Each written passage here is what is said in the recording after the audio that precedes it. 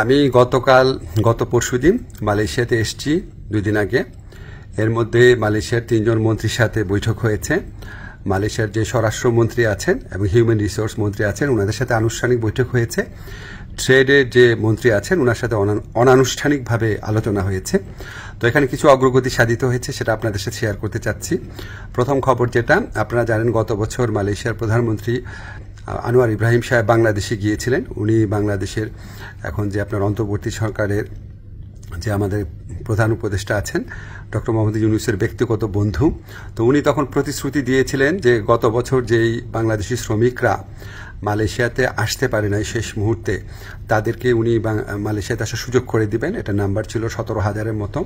তো এটার ভিত্তিতে আমরা অনেক আলোচনা করেছি। তো তারা বলেছে তারা ব্যাচ ওয়াইজ নিবে।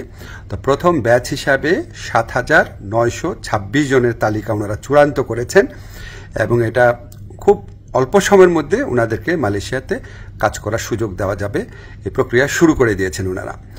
সেকেন্ড যে নিউজটা, ভবিষ্যৎ কর্মসংস্থানের ক্ষেত্রে আমরা বিভিন্ন সূত্রে জেনেছি আগামী কয়েক মাসে মালয়েশিয়া 1 থেকে 1.5 লক্ষ বিদেশি শ্রমিক নিতে পারে। তো আমাদেরকে মালয়েশিয়ার যে ইন্টেরিয়র হিউম্যান রিসোর্স মিনিস্টার আছে উনি আশ্বস্ত করেছেন লোক দেওয়ার ক্ষেত্রে বাংলাদেশকে সর্বোচ্চ অগ্রাধিকার দেওয়া হবে। বাংলাদেশ থেকে সবচেয়ে বেশি লোক নেবেন ওনারা, এটুকু আশ্বাস আমরা পেয়েছি। তো আমরা অনুরোধ করেছিলাম বাংলাদেশে যারা রিক্রুটিং এজেন্ট আছে তাদের সবার জন্য যেন উন্মুক্ত করে দেওয়া হয়, যাতে সবাই লোক পাঠানোর সুযোগ নিতে পারে। এটা আমরা অনেক ভালোভাবে বুঝিয়ে বলেছি। তো ওনারা বলেছেন ওনারা এটা ভালোভাবে বিবেচনা করে দেখবেন, আমাদেরকে অচিরেই ওনারা এই ব্যাপারে সিদ্ধান্ত জানাবেন।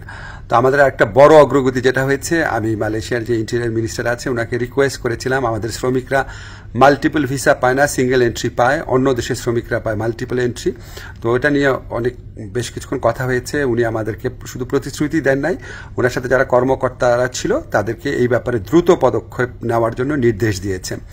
আর আমি বলেছি যে মালয়েশিয়ার যারা ইরেগুলার হয়ে গেছেন, যে শ্রমিক ভাইরা আছেন তাদেরকে রেগুলারাইজ করা বা বৈধ করা যায় কিনা। তো ওনারা বলেছেন ওনারা মাঝে মাঝে এটা করেন, আর গত বছর করেছেন।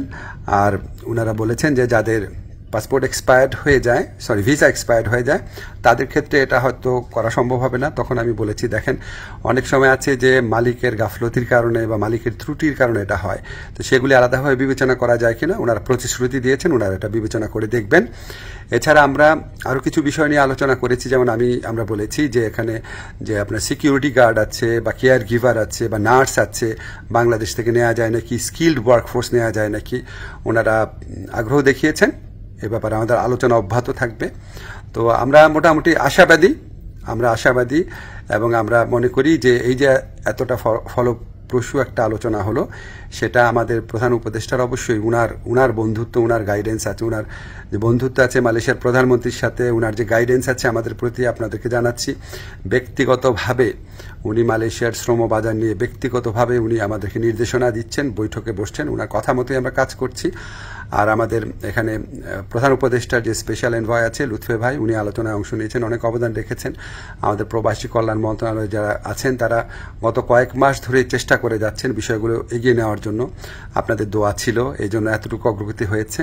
আপনারা দোয়া করবেন আমরা যেন মালয়েশিয়া যারা শ্রমিক ভাই আছে বা যারা আসতে চান তাদের যেন সত্যিকারের কল্যাণকর কিছু করতে পারি। ধন্যবাদ আপনাদের সবাইকে।